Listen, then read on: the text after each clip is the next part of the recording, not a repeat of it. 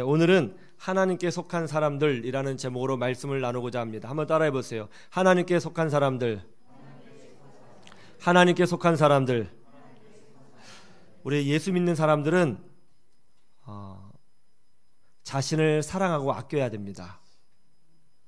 그래서 여러분들은 무엇보다도 여러분 자신을 아끼고 사랑하는 법을 배우고 또 그런 사람이 되어야 될 줄로 믿습니다. 초등학교 3학년 때 부모님을 따라서 미국으로 이민을 간 한 여자분이 이런 이야기를 해줬어요. 처음 미국 갔을 때 제일 힘든 것이 무엇이냐? 당연히 영어를 배우는 일이었답니다. 우리가 보통 생각하기에 어렸을 때 미국에 가면 한 6개월 정도면 다 알아듣고 말할 수 있다. 아기 때 가는 건 되게 쉽다 이렇게 얘기하잖아요. 근데 실제로 가봤더니 아기 때도 어렵더래요. 너무너무 어려워서 우리가 보통 생각할 때 어렸을 때 외국어를 배우면 한국말을 배우듯이 자연스럽게 습득할 거라고 생각을 하지만 어렸을 때 미국에 갔을 때도 한국에서 영어학원에서 영어 문장을 암기하듯이 암기를 해야 했답니다. 정말 힘들었대요. 그런데 말을 잘 못하니까 미국 아이들이 자꾸 바보라고 놀리는 거죠. 버벅거리면 약간 떨어져 보이잖아요. 그리고 또 말을 못하니까 친구가 없는 거죠. 외롭게 생활을 했어요. 근데 이분이 좀 다부진 분이에요. 내가 영어를 잘해서 이제 미국인다운 미국인이 되겠다 이렇게 어렸을 때 마음을 먹은 모양이에요. 세월이 흘렀죠. 중학교 졸업하고 고등학교 졸업하고 대학교 졸업하고 정말 영어를 잘하게 된 거예요. 완전히 미국 사람만큼 잘하게 된 거죠. 반면에 또 한국어는 좀 어눌해지고 영어를 미국인하고 비교해서 전혀 차이가 없는 거죠. 발음이라든가 표현이 완벽하게 이제 된 거예요. 그리고 이제 미국에서 공부했으니까 생각하는 거, 사상 이거 전부 다 미국인의 가치를 가지고 있는 거죠. 그리고 자기에게 미국 시민권이 있기 때문에 자기는 미국인이라고 또 생각을 한 거예요. 그리고 살았는데 참 이상한 일을 경험한 거예요. 미국 친구들이 있고 대학교도 직장도 미국인 직장 다니는데 항상 자기를 부를 때 뭐라고 부르냐면 저 한국 여자 이렇게 부른대요. 자기 분명히 미국 시민권이 있거든요. 그리고 영어 잘하거든요. 그리고 미국에서 학교 나왔고 미국인이라고 생각하고 있어요. 그런데 뭐라고 부른다고요? 저 한국 여자. 항상 꼬리뼈가 붙는 거예요. 그래서 이제 거기에 대한 스트레스가 있으니까 더 미국인이 돼야겠다. 더 미국 사람처럼 행동을 한 거죠. 근데 그렇게 해도 뭔가 딱 뭔지를 딱 잡아낼 수는 없지만 은근한 차별 같은 게 느껴지는 거죠. 그때 이제 불현듯 이런 생각이 들었답니다. 내가 정말 미국 사람이 될 수 있을까? 난 미국인일까 한국 사람일까? 도대체 나는 누굴까? 한국 사람에게는 한국말을 너무 어눌하고 한국을 잘 모르겠고 미국 사람에게는 생긴 게 너무 미국 사람 같지가 않고 그때쯤에 이제 부모님과 함께 한국에 계신 할머니 댁을 방문하게 되었습니다. 이제 인천공항에 내려서 이제 할머니 집을 가는데 이상한 걸 경험했어요. 너무너무 마음이 편하더라는 거예요. 한국에 대한 기억이 별로 없는데 너무너무 정말 마음이 편하더래요. 왜 편하면 1차적으로 사람들의 생김새가 자기랑 너무 똑같아요. 외모가 너무 편해요. 그리고 사람들하고 말 걸어도 거부감 없이 대해주고요. 할머니 집에 갔는데 일가 친척들이 다 모였어요. 다 모였는데 느낌이 천국 같은 느낌? 너무 편하고요. 영원히 여기서 살고 싶은 느낌? 그런 느낌을 받았다는 거죠. 그때 이분이 깨달았어요. 나는 미국인이 아니구나. 한국 사람이구나. 한국 사람으로 살아야겠다. 근데 그런 결단을 딱 하는 순간 미국에서 미국 사람으로 살려고 애를 썼던 그런 스트레스가 다 풀리고요. 뭔가 한국인으로서 열심히 살아야겠다는 어떤 에너지, 자신감, 용기가 그 밑바닥부터 막 솟아오르는 것을 경험했다. 그렇게 얘기하더라고요. 그렇습니다. 자기의 정체성이 분명할 때 건강한 인생을 사는 거죠. 자기가 누군지 알 때에 분명한 목적을 갖고 사는 거죠. 내가 누군지 어떤 인생을 살아야 되는지 모르는데 어떻게 인생의 방향성이 있겠어요? 자기가 누군지 분명히 알아야 바른 길을 가게 되고 어떤 길을 가게 되는지를 알고 가는 거죠. 그런 면에서 오늘 예배하러 이 자리에 오신 여러분들은 누구이십니까? 저는 여기 오늘 예배하러 오신 여러분 모두는 세상에 속한 사람이 아니라 하늘에 속한 사람이라고 저는 확신합니다.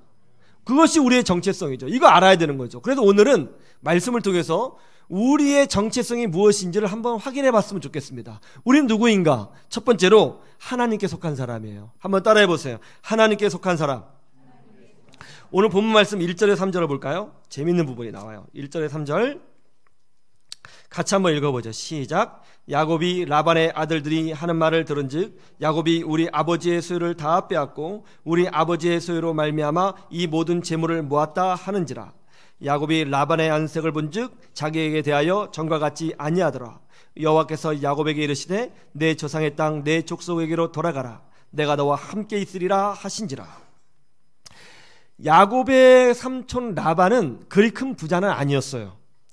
야곱은 사랑하는 여인을 라헬과 결혼하기 위해서 7년을 무료로 외삼촌 라반을 섬겼습니다. 그리고 또 7년을 섬겼어요. 총 14년간을 무상으로 라반의 양들을 쳤지요.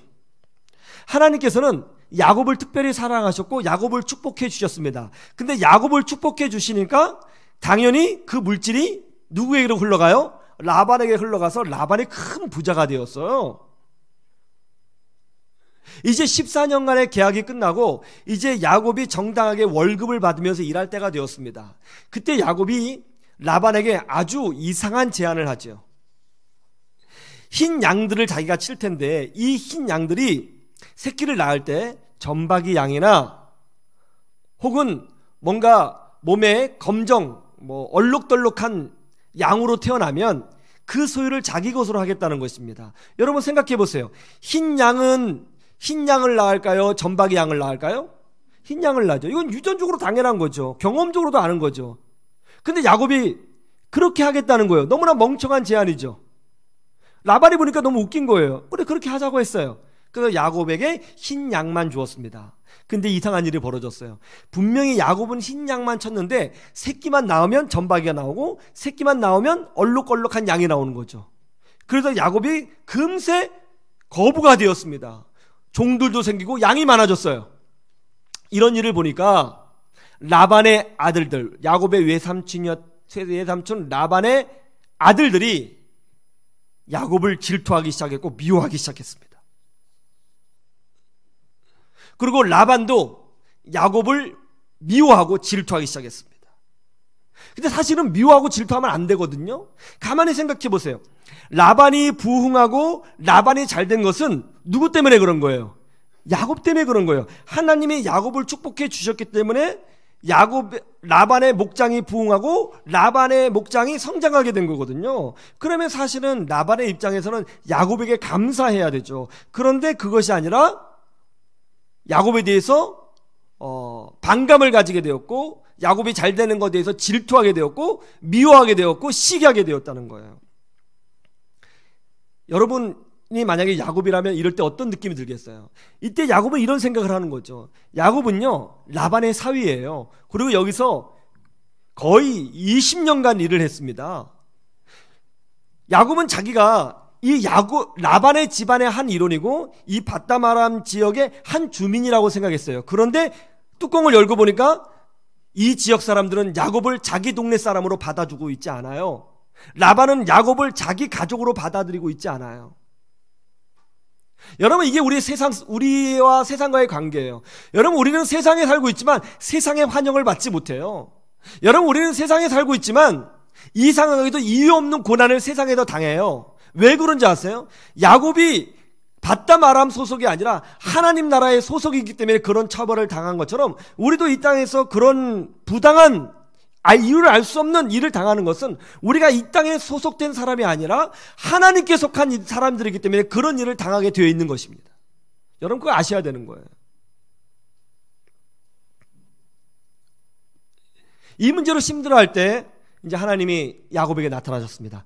야곱아 너는 그 땅을 떠나 너의 고향 내 조상의 땅 가나안 땅으로 가라. 내가 너와 함께하리라.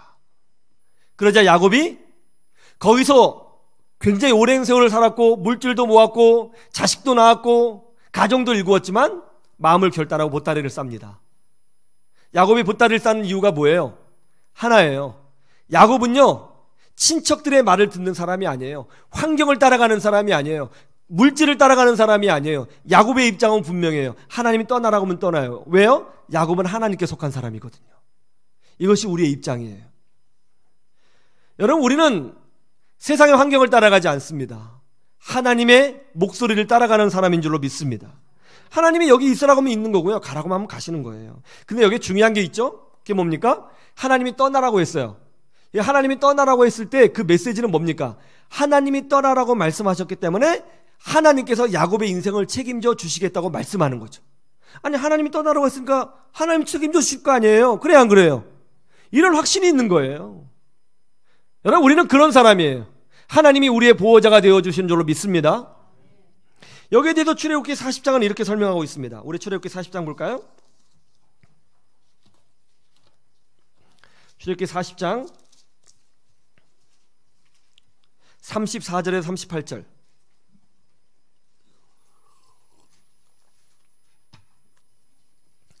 (34절에 38절) 제가 읽어드리겠습니다. 구름이 회막에 덮이고 여호와의 영광이 성막에 충만하며 모세가 회막에 들어갈 수 없었으니 이는 구름이 회막 위에 덮이고 여호와의 영광이 성막에 충만함이었으며, 구름이 성막 위에서 떠오를 때에는 이스라엘 자손이 그 모든 행진하는 길에 앞으로 나아가고, 구름이 떠오르지 않을 때에는 떠오르는 날까지 나아가지 아니하였으며, 낮에는 여호와의 구름이 성막 위에 있고 밤에는 불이 그 구름 가운데 있음을 이스라엘의 온 족속이 그 모든 행진하는 길에서 그들의 눈으로 보았더라. 아멘. 이스라엘 백성이 광야를 지나서 젖과 꿀이 흐르는 땅 가나안 땅으로 갈 때에 하나님께서 이스라엘 백성을 낮에는 구름 기둥, 밤에는 불 기둥으로 지켜주셨습니다. 그런데 이 구름 기둥은 이스라엘 백성을 보호하는 기능만 있는 것이 아니었습니다. 먼저 이 구름 기둥은 여호와의 영광을 상징하는 것이었습니다. 35절에 보세요. 분명히 그렇게 되어 있죠. 한번 읽어보세요. 35절 시작. 모세가 회막에 들어갈 수 없었으니 이는 구름이 회막 위에 덮이고 여호와의 영광이 성막에 충만함이었으며. 그렇죠? 구름이 여호와의 영광을 상징하고 있는 것이죠. 여호와의 영광. 이 구름은 여호와의 영광을 상징하죠. 여러분, 여호와의 영광이 뭐죠? 여호와의 영광이라는 것은 하나님의 권세, 하나님의 능력, 하나님의 왕대심, 하나님의 주권, 하나님의 전능하심, 그걸 말하고 있는 것이죠. 예수님께서 재림하실 때에 구름 타고 오신다고 하셨습니다. 이것이 무슨 의미죠? 구름 타고 오신다는 것은 예수님이 눈에 보이지 않게 영으로 임하신다는 것이 아니고 구름, 하나님의 영광으로 오신다는 것입니다. 하나님의 영광으로, 하나님의 권세로, 하나님의 능력으로, 하나님의 왕권으로 이 땅에 재림하신다는 것이죠. 왜냐하면 예수님의 초림은, 예수님이 2000년 전에 이 땅에 오실 때는 매우 초라하게 오셨거든요. 베들레헴에서 마귿간에서 태어나셨습니다. 예수님은 왕궁에 태어나지 않으냐 하셨습니다. 몫으로 사셨습니다. 어린 양으로 사셨습니다. 연약하게 사셨어요. 그러나 예수님의 재림은 그렇지 않아요. 모든 사람이 눈으로 확인할 수 있게끔 여호와의 영광으로, 권세로, 심판주로, 능력의 하나님으로 하나님의 영광 가운데 이 땅에 재림하시는 줄로 믿습니다. 그걸 말씀하고 있는 것이죠. 그 다음에 구름의 기능이 뭐죠? 구름의 기능은 두 번째는 이스라엘 백성의 행진 여부를 결정한다는 것이죠.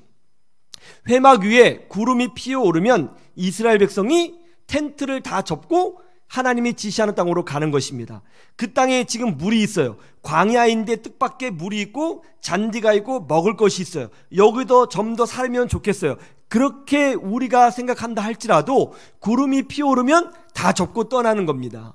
반대로 구름이 피어오르지 않으면 떠날 수가 없어요. 이 땅은 지금 빨리 벗어나고 싶어요. 전갈이 있고 땅이 척박하고 사막이고 모래바람이 너무 힘들어요. 빨리 벗어나고 싶어요. 그러나 구름이 피어오르지 않으면 떠나지 못합니다. 하나님께서 떠나라 할 때 떠납니다.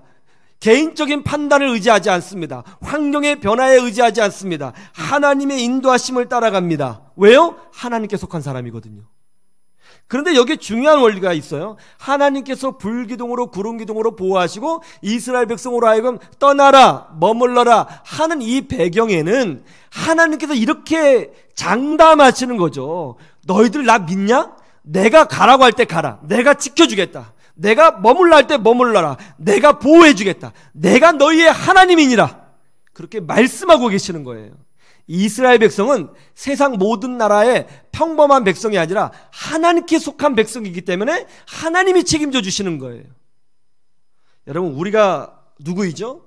우리는 세상 속에서 마음대로 살다가 기독교라고 하는 종교 하나를 가지고 산 사람이 아닙니다. 우리는 전라도 출신도 아니고 경상도 출신도 아니고 서울 출신 아니고요, 어떤 고등학교 출신 아니고 어떤 대학교 출신 아니에요. 우리는 다 하나님에게 속한 그런 사람인 줄로 믿습니다. 이게 우리의 분명한 정체성이에요. 왜 우리가 이 땅에서 고난을 받을 때 하나님의 권능을 체험하지 못하는가? 왜 우리는 21세기 이 시대 가운데 불기둥과 구름 기둥을 경험하지 못하는가? 그 이유는 뭐냐면 우리가 하나님에게 속한 사람인데 세상에 속해 살기 때문에 그런 거예요. 그렇기 때문에 세상에서 도움을 얻지도 못하고 하나님에게서도 도움을 얻지 못하는 것입니다. 여러분, 우리 분명히 아셔야 됩니다. 우리는 하나님께 속한 사람들입니다. 굉장히 자부심 있는 말씀 아니에요? 하나님께 속한 사람이에요. 여러분 다 하나님의 사람이에요. 믿으십니까? 우리는 이 세상이 아닌, 직장이 아닌, 어떤 사업에 속한 사람이 아니라 하나님에게 속한 사람입니다. 여기에 우리의 자랑 있고 자부심 있고 능력이 있는 줄로 믿습니다. 제 후배가 이런 간증을 했어요. 이 친구는 아버지가 계시지 않았습니다. 가정이 어려웠어요. 그래서 고등학교를 상고를 갔고요, 고등학교 졸업하자마자 직장에 취업해서 돈을 벌어야 했습니다. 이제 직장 생활을 잘하고 있는데 그때쯤에 동생이 군에서 제대를 하게 되었는데, 글쎄 이 동생이 사채를 좀 이렇게 썼던 모양이에요. 근데 못 갚았어요. 집안에 어려움이 임했죠. 발칵 뒤집어졌습니다. 이 동생의 문제를 아신 이제 어머니가 너무 큰 충격을 받은 거예요. 지금 살림살이가 뻔한데 이 아들이 사채를 썼다잖아요. 너무 화가 나고 황당해갖고 어쩔 줄 몰라가지고 이 엄마가 너무 화가 나서 벌떡 일어나서 방을 나가시는데 나가다가 넘어지셨어요. 그래갖고 이 허벅지 위쪽에 다리가 부러졌습니다. 그리고 그때쯤에 이 후배 친구가 회사에서 지방으로 발령을 받았어요. 이게 너무 이제 복잡해진 거예요, 상황이. 동생은 사채를 썼지, 도망 다니지, 그 빚이 뭐 집으로 오지, 어머니는 병원에 있지, 뭐 힘들다 그러지, 자기는 지금 지방으로 가야 되는데 너무너무 복잡한 거죠. 그 고민을 하고 저한테도 이런 얘기를 해서 제가 그 친구에 대해서 기도 많이 했거든요. 그런데 한 몇 달 뒤에 이 친구가 저를 찾아왔어요. 찾아왔는데요, 얼굴에 근심의 빛이 하나도 없고 그냥 뭐예요? 성령이 충만해요. 그럼 자기는 굉장히 지금 행복하다는 거예요. 그럼 뭐가 이렇게 행복하냐? 그 어려운 문제는 어떻게 됐냐? 그랬더니 그런 건 잘 모르겠고 너무너무 행복하다는 거예요. 그러면서 제게 놀라운 이야기를 해주는 거예요. 자기가 너무너무 답답해서 이 문제가 너무너무 풀리지 않아서 몰래 미아리에 있는 무당집을 찾아갔다는 거예요. 너무 답답해서. 그 무당집에 가서 앉아있는데 무당이 자기를 이렇게 째려보더랍니다. 그래서 왜 자꾸 쳐다만 보시냐고 그랬더니 그 무당이 이렇게 보더니, 야, 너 예수 믿지? 너 점괘 없어. 나가. 그러더래요. 근데 그 말을 딱 듣는 순간 은혜와 감동이 밀려오면서 눈물이 막 나더라는 거예요. 나 구원받은 하나님의 자녀구나. 나 하나님께 속했구나. 막 무당집을 나오는데 눈물이 막 그러더라는 거예요. 너무 감사해서. 또 이야기 듣고 또 확인받기 위해서 또 무당집 가는 사람 또 있다. 그죠? 나는 정말 구원받았나 가보자. 이 친구가 신앙이 좋은 친구가 아닌데 그거 경험하고 나서 정말 기도 열심히 했대요. 근데 문제가 좀 해결됐어요. 다 해결된 건 아니에요. 여전히 문제가 남아있는데 자기는 걱정이 없다는 거예요. 자기가 하나님의 자녀라는 것이 확인받은 이상 두려움이 없다는 거예요. 너무너무 당당해요. 여러분, 우리는 종교를 가지고 있는 사람이 아니라 하나님께 속한 사람입니다. 여러분은 하나님의 사람입니다. 이거 잊지 마십시오. 여러분, 우리 세상에 살면서 야곱처럼 세상에서 미움을 받고 또 세상에서 환영받지 못할 때 있어요. 그때 당황스러워하지 마십시오. 오히려 더 기도하십시오. 오히려 성령님과 동행하십시오. 놀랍게 역사하시는 하나님을 경험하게 될 줄로 믿습니다. 두 번째, 우리의 정체성은 예수님께 속한 사람이라는 거예요. 한번 따라해 보세요. 예수님께 속한 사람. 에베소 1장 4절을 보세요. 놀라운 말씀이 있습니다. 에베소서 1장 4절 찾아보시죠. 에베소서 1장 4절. 에베소서 1장 4절.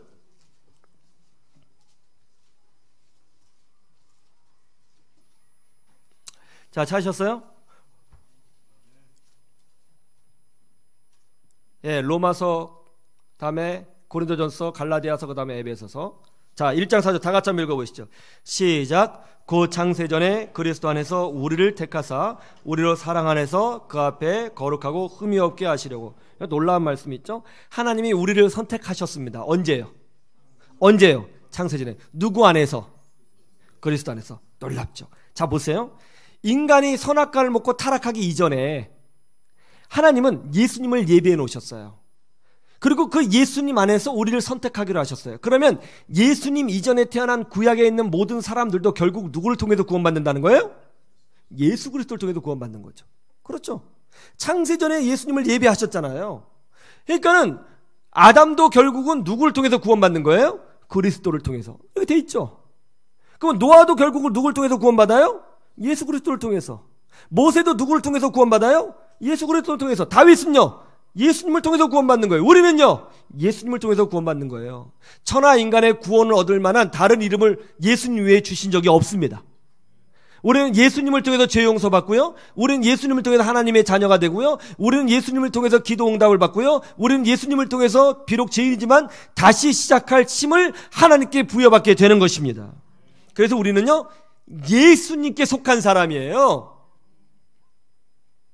우리는 예수님을 통해서 천국 가는 거예요.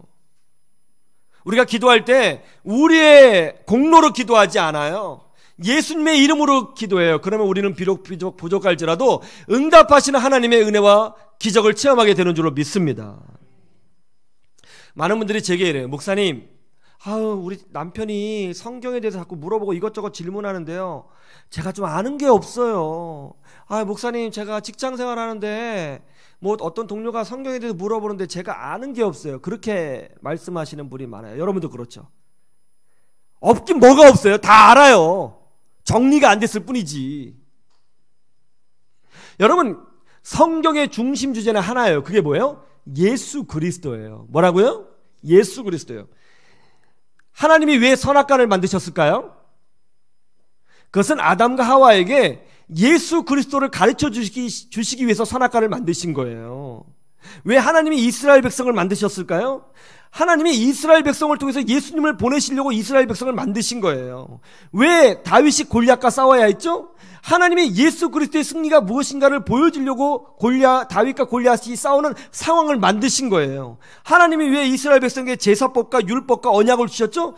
그것은 예수님께서 십자가에서 이루실 순종과 언약의 완성을 가르쳐주기 위해서, 죄사함을 가르쳐주기 위해서 그렇게 하신 거예요. 성경의 주제는 하나예요. 예수 그리스도예요. 모든 부분이 결국은 예수님을 증거하고 있는 거예요. 왜 몰라요? 여러분 다 알고 있는 것 아니에요. 우리는 예수님에게 속한 사람들이에요. 우리 완전하지 않아요. 우리 죄인이에요. 그러나 우리가 그럼에도 불구하고 예배하고 믿음으로 살 수 있는 것은 예수 그리스도의 십자가의 보혈이 우리의 모든 죄를 사하고 하나님의 자녀로 만들어졌음을 우리가 확신하기 때문에 비록 부족해도 우리는 다시 시작할 수 있음을 믿습니다. 이게 우리의 자랑이고 능력이에요. 여러분, 이거 놓치면 안 돼요. 저도 목회를 하면서 항상 기쁜 날만 있는 것은 아니에요. 물론 제 성향상 저는 항상 기뻐요. 거의 99% 기쁩니다. 항상 기쁨이 충만해요. 그러나 100%는 아니에요. 100% 계속 기쁘면 병원 가야죠. 그렇죠? 저도 이제 다운될 때가 있거든요. 우울할 때가 있어요. 그리고 낙심될 때가 있고요. 왠지 제 자신이 초라하게 느껴질 때가 있고요. 도망가고 싶을 때가 있습니다. 솔직히. 그럴 때가 있어요. 그렇기 때문에 전 정상이에요. 그러고 싶어요. 근데 사람이 참 묘하죠? 자꾸 우울해지면요, 이상하게 우울한 노래를 듣고 싶어요. 더 우울해져요. 막 낙심이 되는 거예요. 왜 나 같은 사람이 목회자가 되었을까? 나보다 더 거룩하고 공부도 잘하고 정말 탁월한 믿음의 가문의 그런 사람들이 목회자가 돼야 될 텐데 왜 내 성격처럼 이렇게 좀 이렇게 약간 직설적이고 좀 이렇게 모난 사람이 목회자가 됐을까? 자꾸 사람들한테 상처 줄 수 있는데 웃는 사람들이 있어요. 공감하죠? 예.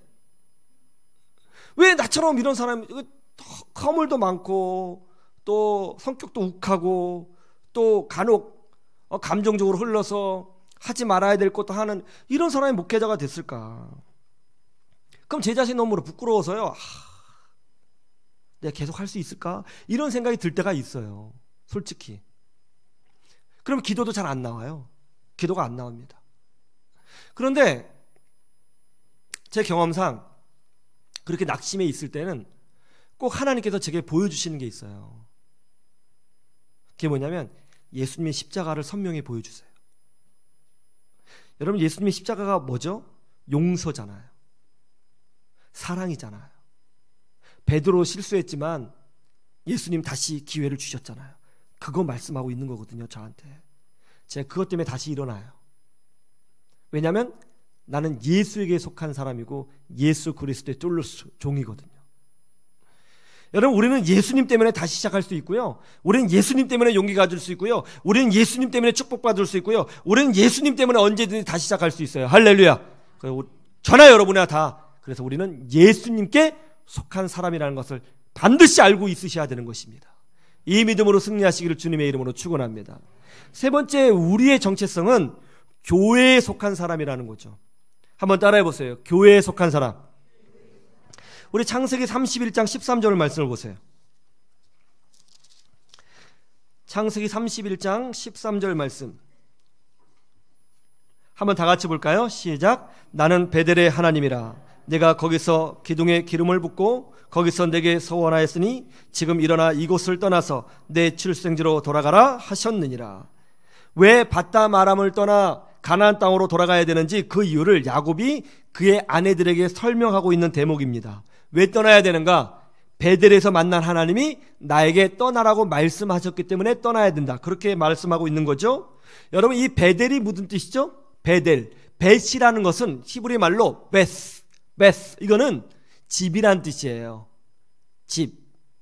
베들레헴, 베들, 떡집 뜻이에요. 엘은 뭐예요? 하나님이란 뜻이에요. 그럼 베델은 뜻이 뭐죠? 하나님의 집이란 뜻이죠. 교회가 뭐예요? 교회는 여러 가지로 표현될 수 있어요. 1차적으로 믿는 사람들의 모임 공동체가 교회예요. 그리고 또 다른 말로 하나님이 거하시는 성전도 교회예요. 또 진리를 선포한다고 해서 진리의 터, 이것도 교회를 지칭하는 표현이에요. 그 다음에 교회를 또 뭐라고 그래요? 하나님의 집이라고 그래요. 우리는 어디서 힘을 얻어요? 교회에서 힘을 얻어요. 우리는 어디에서 신앙이 자라요? 교회에서 신앙이 자라요. 하나님은 누구를 통해서 말씀하십니까? 교회를 통해서 말씀하세요. 하나님은 누구를 통해서 가르치십니까? 교회를 통해서 가르치세요. 하나님은 교회를 통해서 우리를 축복하세요. 하나님은 교회를 통해서 우리의 예배를 받으세요. 하나님은 교회를 통해서 하나님의 능력을 보여주시는 줄로 믿습니다. 그런데 많은 사람들이 자신을 교회에 속한 사람이 아니라 세상에 속한 사람인데 교회에 다니는 사람으로 여기고 있어요. 자기의 소속을 몰라요. 자기의 소속을 모르는 사람이 어떻게 방향성이 분명한 인생을 살아갈 수 있겠습니까? 내가 축구 선수인지 농구 선수인지를 모르고 내가 적군인지 아군인지를 분별하지 못한다면 내가 어떻게 무엇을 가지고 싸울 수 있겠습니까? 여러분, 우리는 세상에 속한 사람이 아니라 교회에 속한 사람이에요. 어떻게 보면 세상에 일은 아르바이트고 정말 하나님의 나라를 세우는 것이 우리의 본업이에요. 그것이 우리의 기쁨이죠. 여러분, 우리는 세상에서 승부수를 내는 사람이 아니라 하나님 나라에서 승부수를 내는 사람인 줄로 믿습니다. 이게 우리의 분명한 목적이죠. 오늘날 하나님은 그런 충성된 사람들을 찾고 계시는 거죠. 저는 여러분들이 교회 안에서 기쁨을 누리고 교회 안에서 치유를 경험하고 교회 안에서 감사를 경험하고 교회 안에서 믿음으로 성장하시기를 주님의 이름으로 축원합니다. 이정우 장로님이라고 있어요. 이분이야말로 교회에서 살아계시는 하나님을 만나 인생의 반전을 경험하신 분이십니다. 이분이 대구 출신인데요. 대구에서 사업을 하셨어요. 근데 IMF를 만나서 쫄딱 망했습니다. 망하고 나니까 그동안 그렇게 가깝게 지냈던 분들이 다 등을 보이고 떠나더라는 거예요. 심지어 가족만큼은 안 떠나겠지라고 했는데 가족도 이분을 버리고 떠난 거예요. 너무 큰 충격을 받았어요. 아, 나 같은 사람이 살아서 뭐하나. 죽기로 결단합니다. 근데 죽을 때 아무 연고지가 없는, 자기를 아는 사람이 없는 곳에서 죽어야겠다. 그렇게 결단하고 비행기 타고 제주도 갔어요. 제주도에 도착하자마자 막걸리 9병을 내리마시고 수면제 70알을 입에 털어 넣었습니다. 그리고 쓰러졌어요. 근데 지나가던 관광객이 사람이 쓰러져 있으니까 119에 신고한 거죠. 근데 이분이 이제 병원에 실려갔어요. 눈을 떠보니까 병원이에요. 안 죽은 거죠. 살아난 거죠. 근데 힘도 없을 텐데 눈 뜨자마자 막 소리를 질렀대요. 나 죽어야 되는데 왜 여기 데리고 왔느냐고. 나 죽어야 된다고 막 자기 신세를 한탄하듯이 소리를 질렀답니다. 그때 옆에 있는 어떤 분이 그러더래요. 아, 선생님, 죽을 힘이 있으면 좀 살아요. 그러더래요. 이제 병원에서 태어나서 나왔는데 갈 데가 없는 거죠. 연고지가 없으니까. 어딜 가야 되나. 이렇게 보는데 교회가 눈에 딱 들어왔어요. 그래서 그 밤에 그 교회에 숨어 들어가서 장의자에 누워서 잠을 잤습니다. 이제 얼마 잠을 잤을까? 갑자기 새벽인데 불이 탁탁탁탁 켜지더니 사람들 몇 명 오더니 기도회를 하더래요. 그 자기는 일어나지 않고 그냥 자는 척하고 있었답니다. 다시 불이 꺼지더니 음악 소리가 나더니 각자 기도를 하더라는 거죠. 근데 기도를 가만히 듣고 있는데 목사님이 막 큰 소리로 기도를 하시더래요. 주님, 주님, 살아계신 하나님, 긍휼히 여겨주시옵소서. 살아계신 하나님, 긍휼히 여겨주옵소서. 막 기도를 하더래요. 근데 그 기도 소리를 딱 듣는데 뭔가 마음에 와닿는 게 있어요. 살아계신 하나님? 이분이 이제 밤마다 그 교회에 숨어 들어가서 장애자에 누워서 잠을 자는데 그렇게 새벽 기도를 참여하게 된 거죠. 그러다가 말씀 듣고 예수님을 영접하고 하나님의 자녀가 되었습니다. 할렐루야. 여러분, 믿음은 들음에서 나는 줄로 믿습니다. 이분이 그 새벽 기도에 참석하다가요, 예수님을 나의 구주로 영접하고 믿음이 성령 체험하고요, 믿음이 생겼어요. 믿음이 생기니까 삶이 바뀐 거죠. 가치관이 바뀐 거죠. 나도 한번 살아봐야겠다. 그런 마음이 생겼습니다. 살아계신 하나님을 누려봐야겠다. 그러니까 이분이 이제 막노동 현장에 나가서, 건설 현장에 나가서 막노동을 시작했습니다. 하루 일당 5만 원을 받았어요. 근데 이분이 2,500원짜리 백반을 먹었는데 하루 5만 원 일당을 받았는데 3만 원을 이제 11조로 드리는 거예요. 날마다. 대단하죠. 예수님이 자기를 위해서 죽으셨고 나 죽었다 살았는데 뭐가 아깝냐고. 이제 그렇게 교회를 섬기기 시작한 거죠.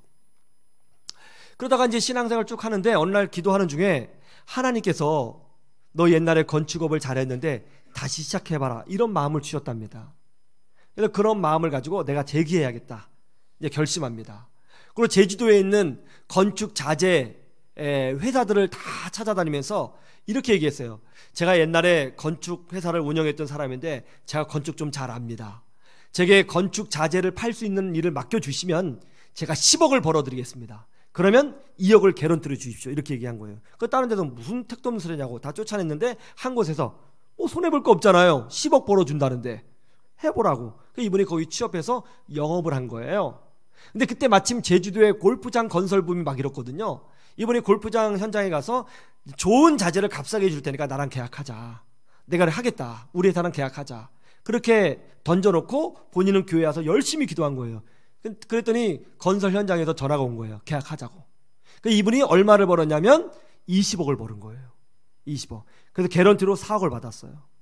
2년 후에 그 4억을 가지고 독립해서 회사를 차렸습니다. 제주도에 건축 자재 회사를 차렸어요. 회사가 너무너무 잘 되는 거죠. 이 사람이 손만 대면 잘 되고요. 어떤 계약하기 위해서 사람 만나기 전에 기도를 막 하고 나가면 뭐 특별하게 회사에 장점이 없는데 그 사람이 계약하자고 하더래요. 그래서 회사가 잘 됐어요. 회사가 이제 잘 되니까 이분이 너무나 감사해서 제주도에 교회를 4곳을 세웠어요. 그리고 선교사 파송을 하기 시작했습니다. 그리고 특별히 대구 지역에 미자립교회를 돕기 시작했고요. 그리고 자기처럼 사업을 하다가 실패한 사람들을 다시 일으켜 세우면 좋겠다. 자기 경험을 했잖아요. 그래서 나눔 플러스라고 하는 재단을 세워가지고 자기처럼 사업 실패하신 분들을 섬기고 도와주는 사역을 지금 멋있게 감당하고 있어요. 이분이 장로님이에요. 이분이 이런 간증을 하더라고요. 제가 기도할 때 하나님은 응답해 주셨습니다. 제가 교회에서 주님께 부르실 때 하나님께서는 역사해 주셨습니다. 하나님은 살아계신 분이십니다. 여러분 이분이 어디서 주의 은혜를 체험했어요? 교회에서요. 어디서 하나님을 만났어요? 교회에서요. 어디서 인생이 바뀌었어요? 교회에서요. 어디서 신앙이 성장했어요? 교회에서요. 존 칼빈은 그래서 교회는 성도에게 어머니의 품이라고 얘기했습니다. 여러분, 우리는 교회에서 성장하고 교회에서 축복을 누리는 거예요. 교회에서 행복을 누리는 것이죠. 여러분, 우리는 야곱처럼 세상에서 환영받지 못할 때가 있을 것입니다. 우리는 야곱처럼 세상에서 열심히 살았지만 이유 없는 고난을 당할 때가 있을 것입니다. 그때 분노하거나 좌절하거나 당황하실 필요가 없어요. 하나님께 속한 사람이기 때문에 그런 일을 당하는 거죠. 그럴 때 우리는 오히려 더욱더 하나님께 매달리고 기도하고 믿음으로 살고 예수의 사람, 교회의 사람, 하나님의 사람으로 살아가면 되는 것입니다. 그러면 하나님께서 전방에서 일하시고 역사하시는 것을 분명히 야곱처럼 체험하게 될 줄로 믿습니다.